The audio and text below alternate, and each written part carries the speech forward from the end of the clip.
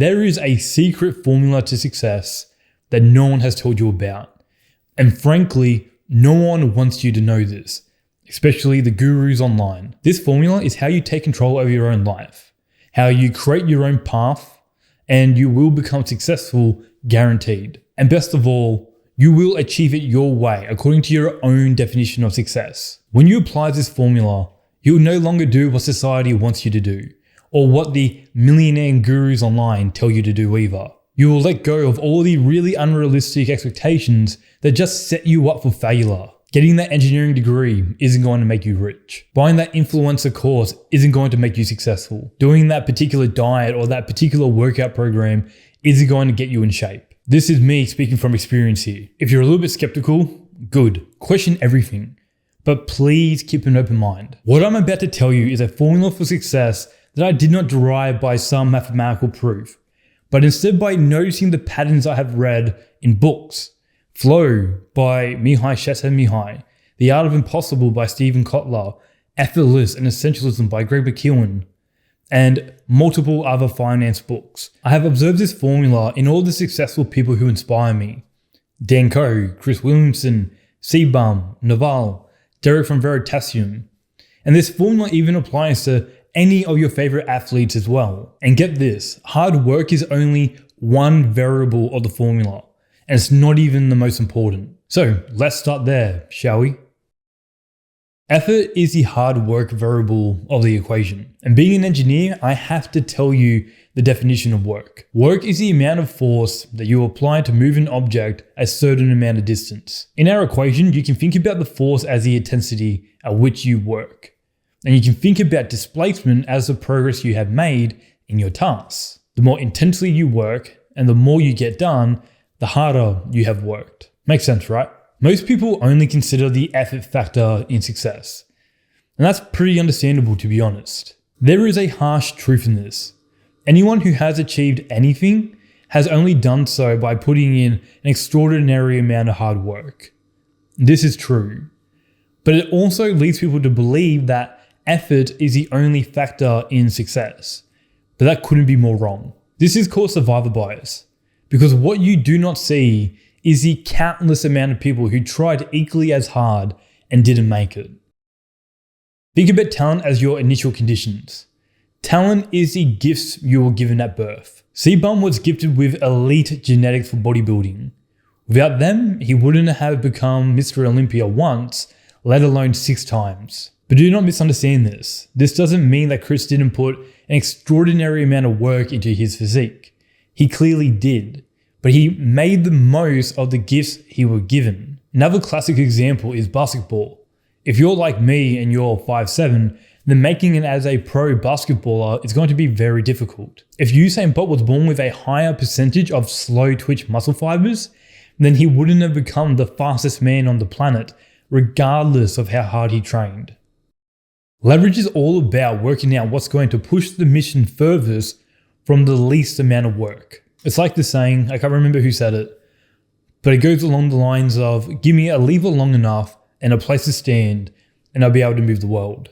Doing the few things that actually matter will always produce vastly better results than doing as much as possible with very little selection criteria. I really recommend reading Essentialism by Keown if you want a deeper understanding of this. Now, you would be quite familiar with the 80-20 rule or the Pareto principle. A great example is amateur bodybuilding. Now, obviously, if you're going to be a pro, like Soojung, then you can't be relying on the 80-20 rule. You have to actually put your 100% effort into it. Otherwise, you're not going to be the world champion. Obviously, right? But most of us watching this are not trying to become Mr. Olympia. We just want to improve our bodies. The only thing that actually matters when it comes to your body composition is total calories, total macros, specifically fat, carbs, and protein, total micronutrients to make sure you're getting the essential vitamins and minerals that you need. And then it's progressive overload with good technique in the gym.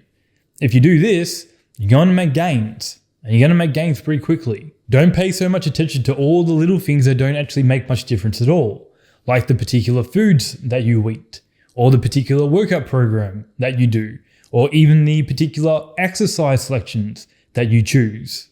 These things just don't make that much of a difference in the long run. Another good example is what I'm trying to do with this YouTube channel. Nothing else matters if I don't write these ideas and film the video.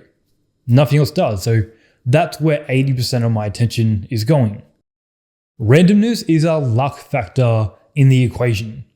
Being born in Australia is a pretty great advantage over most people in the world, to be honest. I am in a position of privilege by most accounts, and I really don't see why acknowledging that is going to lessen the efforts that I put into the projects that I'm building by any means. Doesn't make sense to me. But here are some other examples that you may not have considered. Like what month you're born actually has a pretty large predictor in your success at a particular thing. In Veritasium's video of Is Success Hard Work or Luck, he uses the example of hockey players. Players born in January have a statistical advantage over players born later in the year. And the reason why is because the cutoff for the hockey season is January 1st, which means that the players born in January has a head start in their development over several months compared to the players born later in the year. And that head start is just grows and grows to this immense gap that most players won't be able to catch up. Then there is, of course, serendipity. Being in the right place at the right time can cause these exponential events to happen in your life. That said, if you are doing nothing with your life and you rarely go outside, then you are not even giving yourself the opportunity to experience these serendipitous moments. So even if it is random, you can still make your own luck. But the opposite is still true as well. You can do everything right and still lose. When the random variable trends to zero, the entire equation also trends to zero. And at that point, you were unlucky. But as you can imagine, that is not the last variable in this formula. And the last variable can actually help mitigate bad luck. Time is the exponent of the equation.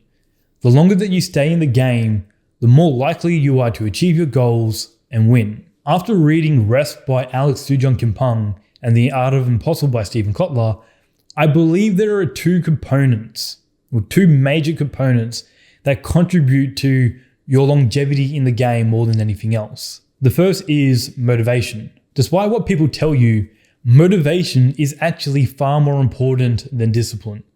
Because when your motivation is correctly stacked, discipline takes care of itself. Motivation is you wanting to play the game. And there are 5 variables for intrinsic motivation: curiosity, autonomy, mastery, purpose, and enjoyment. And when these are correctly stacked, you achieve flow, your efforts become maximized, and time ceases to exist. Do you get it? You put your maximum effort into something that you care about, and it's something you are talented at, and you sustain it for as long as possible because you want to.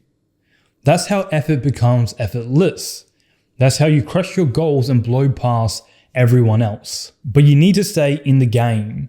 And to stay in the game for the longest, you need to recover properly. Proper recovery is how you keep turning up.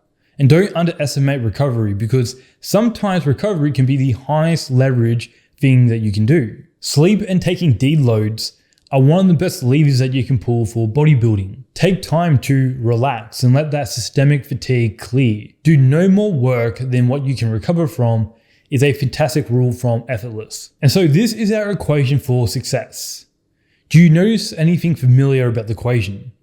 It is practically the same equation for compound interest. The principal amount is your talent, the interest rate is your leverage, and the continual installments is your effort. If you only invest what you can afford, then you will avoid bankruptcy and burnout. And since you are playing the long game, then black swan events will not take you out. Time in the market, time in the game.